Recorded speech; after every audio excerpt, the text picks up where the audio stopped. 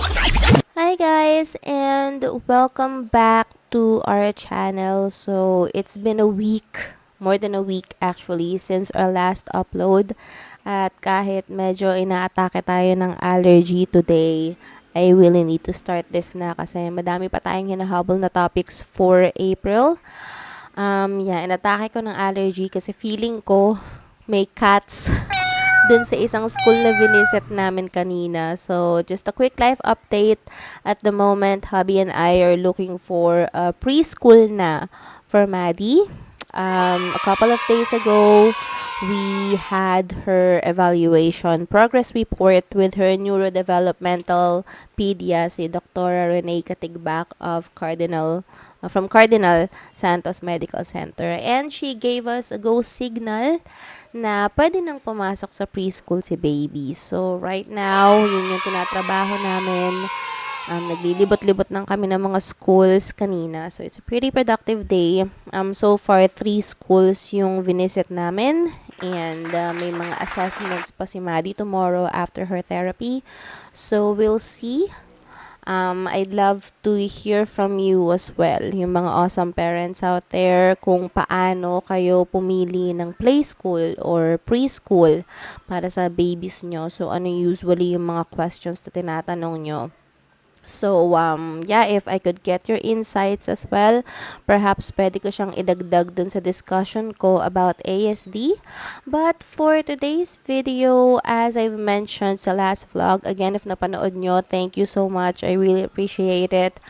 The topic that I'm going to discuss for today is about my pregnancy journey. So, all the struggles and the joys of being pregnant as well. Hindi lang naman puro struggle during that time na pregnant ako with Maddie. So, background na lang din, a little bit of background. I'll start na lang din on the day that we found out that we're pregnant. So, the day was April 27 of 2019. And, hindi ko masasabi na it was just a normal day. Kasi early in the morning pa lang, medyo kinikilabutan pa rin ako pag inaalala ko kasi hindi lang siya sa akin nangyari. It happened to one of our friends also. And what happened was I had a dream that day. No joke, totoo to. That's the only reason actually why I took a pregnancy test. So, April 27, my husband worked Friday night. It was a Saturday morning, wala pa siya sa bahay. I texted him na bilan ako ng pregnancy test. Since, hey baby, what's that? Going back. Sorry about that. I had to attend to Maddie's needs. But since it's best daw, of course, to take the pregnancy test sa morning, mas accurate siya. Yeah, I asked my husband to purchase 2 kits. And it's because I had a dream, because of that dream lang, na parang napakalinaw, you know. Sabi nila na nanaginip daw talaga tayo every night. Pero yun nga lang, may mga dreams na vivid, masyadong malinaw and madaling tandaan. May mga dreams lang daw talaga na hindi tayo natatandaan. Pero tong panaginip na to ay napakalinaw niya.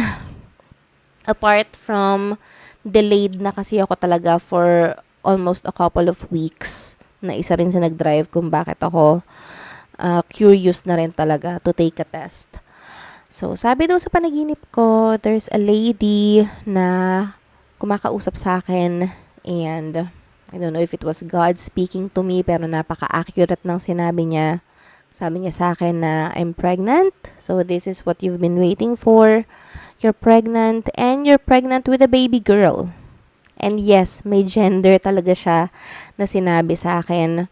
Next scene was nasa may bandang beach kami. I was looking for this, I'm not sure if it was the same lady na kumausap sa akin yung hinahanap ko, but definitely I was looking for a nurse. And eventually, nahanap ko naman daw siya. Next scene was, naglalakad na kami papuntang beach and nauuna silang maglakad sa akin. There's this lady and there's this little girl, but I'm not sure if it was Maddie, but there's this little girl around 7 or 8 years old with long hair. And since nauuna sila sa akin, parang medyo tumalikod, hindi medyo, tumalikod pa daw si baby girl to smile at me. And yun na, dun na natapos yung dream ko. So, bago pa man magkaroon ng first ultrasound, I was very convinced na that my baby is going to be a girl because of that dream. But, yeah, going back muna on that day, I took the test.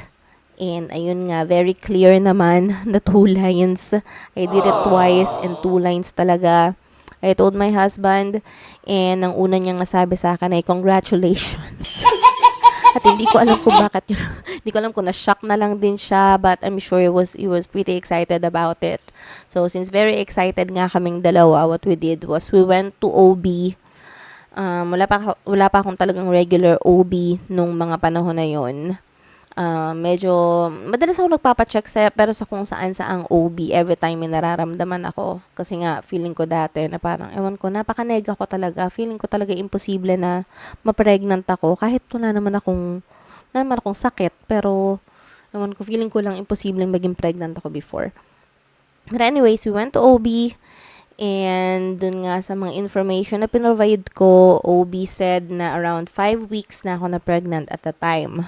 And since first time mom, wala pa ako masyadong alam. Akala ko kung ano nung test pa yung gagawin sa akin just to confirm my pregnancy. But just a little bit of information na lang din sa inyo mga expecting if early on during your pregnancy. Yun nga, 5 weeks, parang too early to have ultrasound. Kasi baka mag-worry lang kayo if wala pang marinig na heartbeat or wala pang makita, 'di ba? So, unnecessary worries. Syempre, hindi natin kailangan yan pag pregnant tayo. So, OB told me to wait for the 8th or 9th week para, di ba, mas maririnig na yung heartbeat nun, ng mga panahong yon.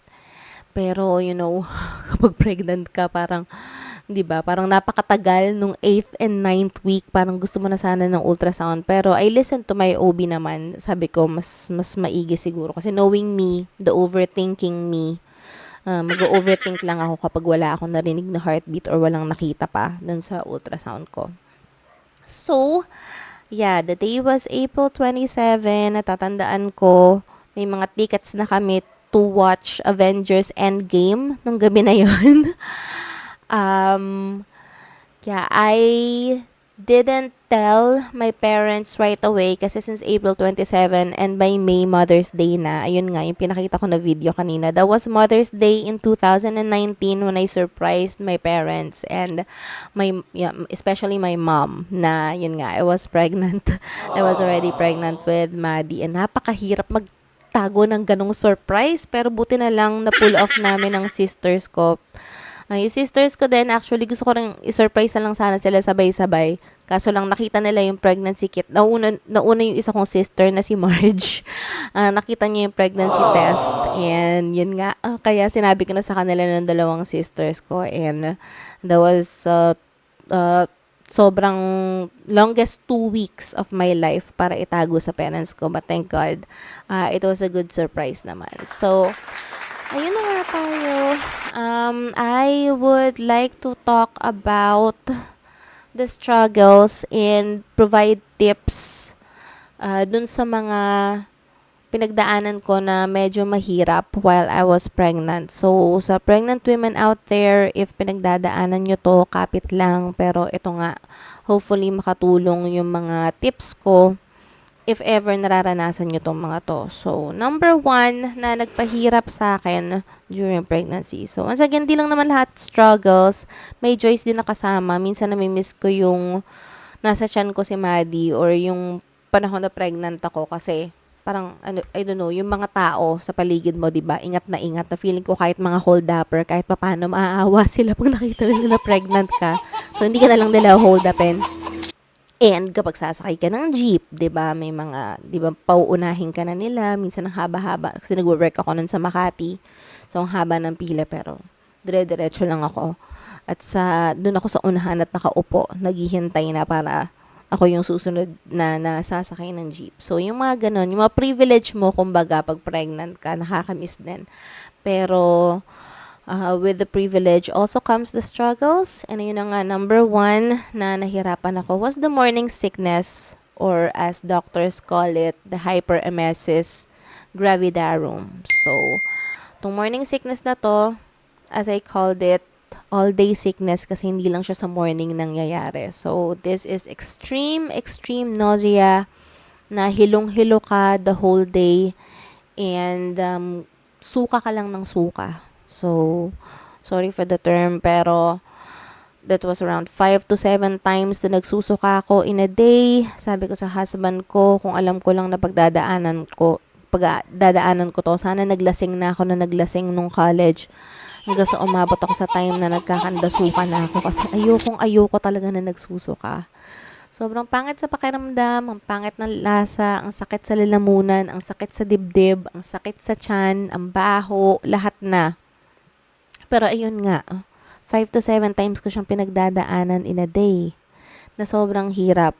Walang appetizing na meal. You know you need to eat kasi you need nutrients, you need nutrition kayo ni baby. Kaso hindi ko magawang kumain, pero pilit na pilit. Pero maya-maya, isusuka ko lang din. Minsan pagising ko pa lang sa umaga na wala pa akong kinakain, yung mapait, yung isusuka mo, na sobrang sakit sa lalamunan, pero ganun na nga ang mangyayari. And may mga vitamins ako, of course, that I needed to take para sa development ni baby. Kaso lang hindi ko matake yung mga vitamins kasi ang lalaki. Pagkatapos yun nga, alam ko na isusuka ko lang din. So, I'm really sorry, my baby, if hindi ko nainom lahat yon, but yeah, tinry ko na lang sa ibang paraan na para magkaroon ng nutrients si Maddie. So, yung nakatulong sa akin dito sa morning sickness na to, yung pag-sniff ng mga minty products, essential oils na mint yung flavors. Sa peppermint, ganyan. Although, it will be best if you ask your OBs na lang din muna, 'di ba, para make sure na safe yung mga ini-inhale nyo na products para sa inyo ni Maddie. As much as I want na mag-candy, kaso lang kasi, alam nyo na, another info, if you're pregnant, 'di ba, mabilis mag-spike yung blood sugar. So, as much as possible, iwas kayo sa matamis. Kaya nga, laging sinasuggest sa atin na kumain ng ampalaya or ng mga food na makakapagpababa ng blood sugar natin. Alright, so another one na nagpahirap sa akin, the second na nagpahirap sa akin, second thing na unfortunately hanggang ngayon ay dinadanas pa rin natin as mentioned sa previous vlogs ko is the restless leg syndrome. This one naman is yung feeling na kinikiliti yung legs mo and hindi siya masakit pero very uncomfortable kasi nangyayari pa siya yung kapag inaantok ka na at relax ka na. Doon siya aatake na parang kinikiliti yung legs mo and para ma-ease yung comfort, kailangan mong either magpapadyak or magtatakbo or maglakad-lakad. Although, ayoko naman magpapadyak that time kasi feeling ko baka mamaya kung anong mangyayari kay Maddie. So, ganun kahirap na. Exhausted na ako. The whole day kakasuka. Gusto ko na lang sanang matulog kaso hindi ako makatulog dahil sa restless legs. And dumating dun sa point nung hirap na ako na nakikipag-bargain na ako kay Lord. Kasi ganun ako minsan kapag may pinagpe-pray talaga ako kay Lord. Parang hindi ko tinotodo-todo yung hinihingi ko. Na parang feeling ko sobra-sobra naman kung hihilingin ko parehas na mawala. So, sabi ko kay Lord, pwede ba isa lang? Kaso lang hindi rin ako makapili kung morning sickness or yung restless legs yung pipiliin ko kasi parehas silang mahirap. Pero, di ba, when you're a mom, yun nga, habang naghihintay ako nung 9th and 8th week nung ultrasound ni Maddie, kahit sobrang hirap na hirap ako, parang okay na din na sabi ko at least may assurance ako na she's real, na totoo talagang pregnant ako, nasa tiyan ko siya. So, ang hirap ng mga nanay, di ba? But, yeah, yun na lang yung sinabi ko. Sabi din ng friend ko na, yun nga, sabi daw kapag very strong yung morning sickness mo, and ganun din yung sa restless legs, sabi nila mas strong din daw si baby. So, yun na lang yung ginawa kong assurance sa sarili ko. With the restless legs, what my husband did was imamassage niya yung paa ko. Nakakatulong yun with essential oils. Also, bumili ako ng compression socks na mabibili nyo rin naman online. Nakatulong siya kasi parang ang gagawin mo, yun, kino-compress yung legs mo. So, masikip na masikip kasi siya para mawala lang yung sensation na may kumikiliti sa paa mo. So, you may try purchasing kahit online or sa department stores yung compression socks na sinasabi ko. So, another thing na nagpahirap sa akin ng kalooban ko, pero very brief lang naman, was the um, um, yun bang fear of giving birth or yung delivery. So, I remember crying to my mom and my sister. Sabi ko, ang hirap maging babae. Either way, pag nag-normal delivery ako, ay magdadilate ako ng ganyan. Or mas malaki pa dyan. Ewan ko. 10 centimeters. Diba? Pag nag-normal delivery ka. If I've decided na mag-epidural, tutusukin ako kung saan. Kung mag-CS man ako o operahan ako, I've never had any major surgeries or operations sa katawan ko. Hindi pa ako na-confine kahit kailan. Well, na-confine ako before due to vasculitis and due to stress. Pero major operation, wala pa talaga. So, sabi ko, sobrang hirap maging babae. Pero tong fear na to, brief lang naman siya. Mga around 12 or 13 weeks akong pregnant. So, lots of prayers lang din naman.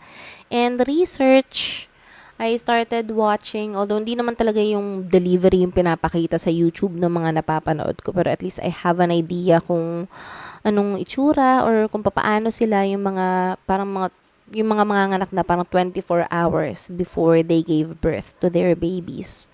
So, pagdating naman ng mga 6th, 7th month, sobrang excited na ako na makita si baby, 'di ba? Na mahag na siya kasi nga hobby ko yung kinakantahan ko siya before.